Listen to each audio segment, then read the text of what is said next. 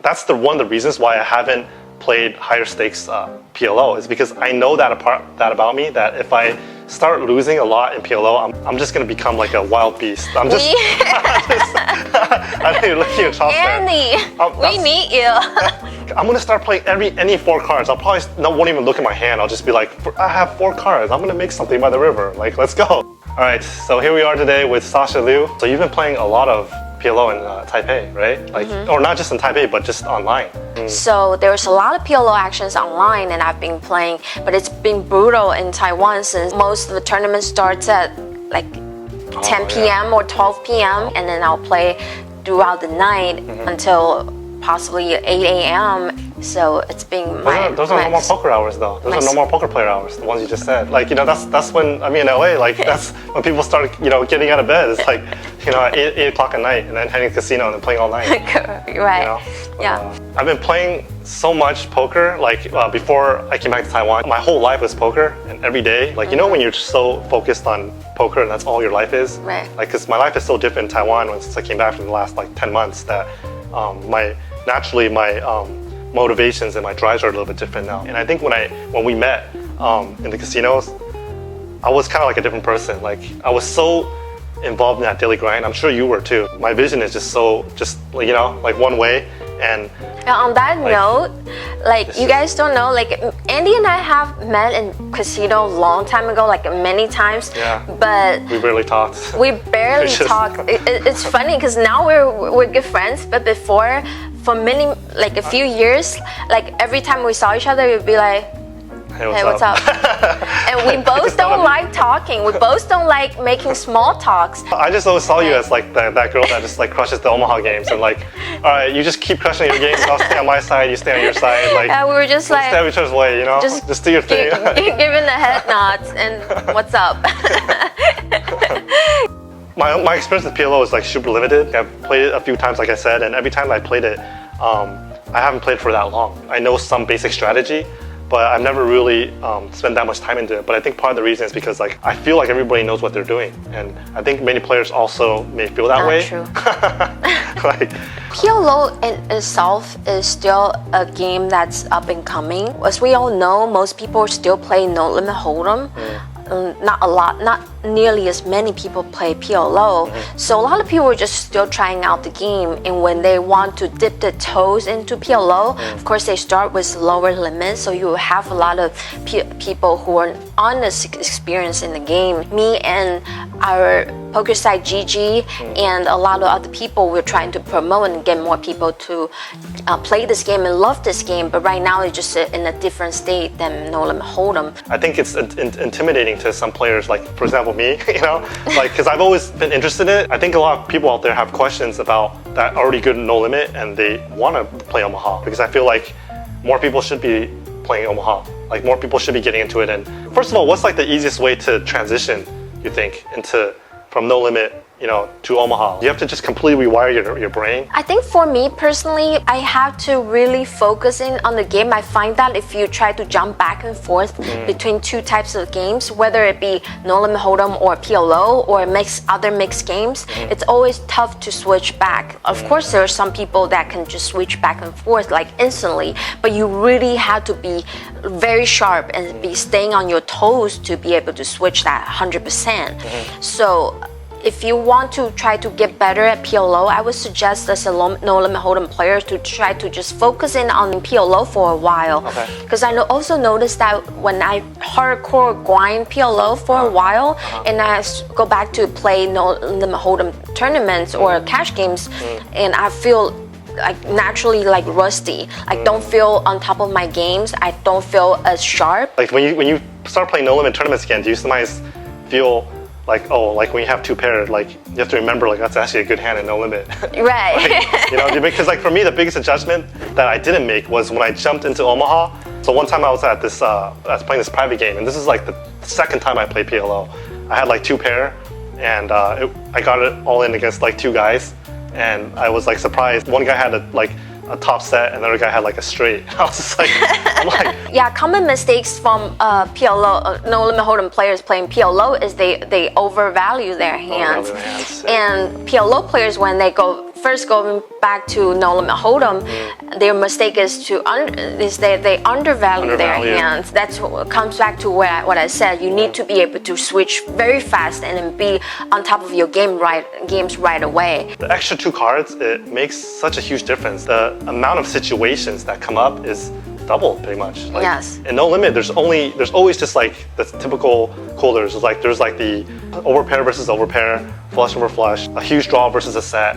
But I feel like in Omaha, the different situations that you encounter and that you have to learn how to play those different spots are like almost infinite. There's so many. And now if you add one more card, like on GG Poker, we now have 5-card PLO.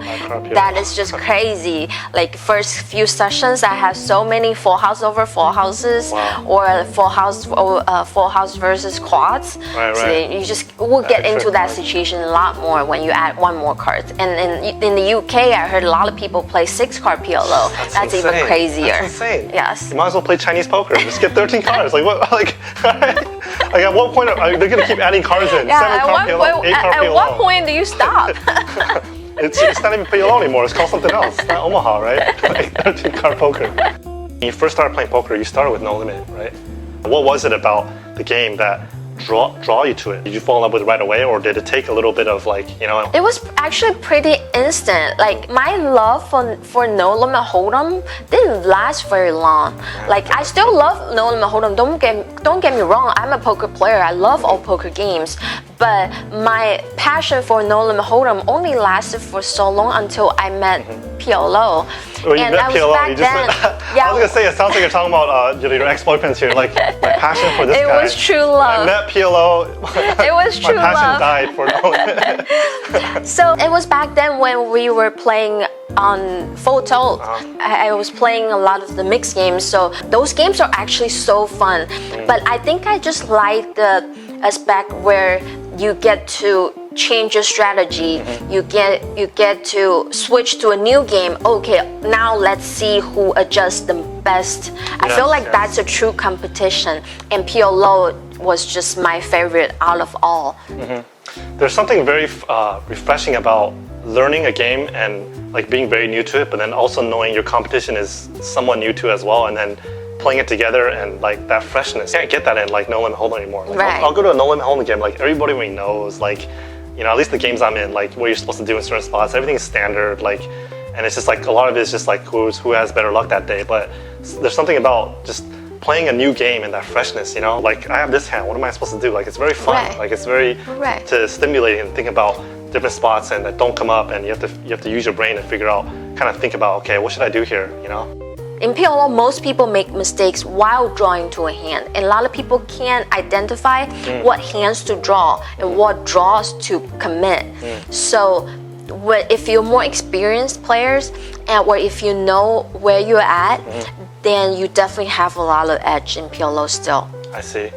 I would imagine the worst situation in PLO is kind of like in No Limit, is like when you have a guy just completely dead. His equity is 0. There's a lot of situations probably where you guys have the same hand, but he cannot win. When, you're just completely free rolling, because that doesn't come up in Hold'em as much. It comes up sometimes when you guys both have a straight and one of you guys have flush redraw. But I think I'm sure that happens all the time, and so that's the importance of one of the adjustments too that I was saying that people need to make, right? Is knowing when to minimize making the pot big is when you have the strongest hand currently, but you have no redraw to a stronger hand, right?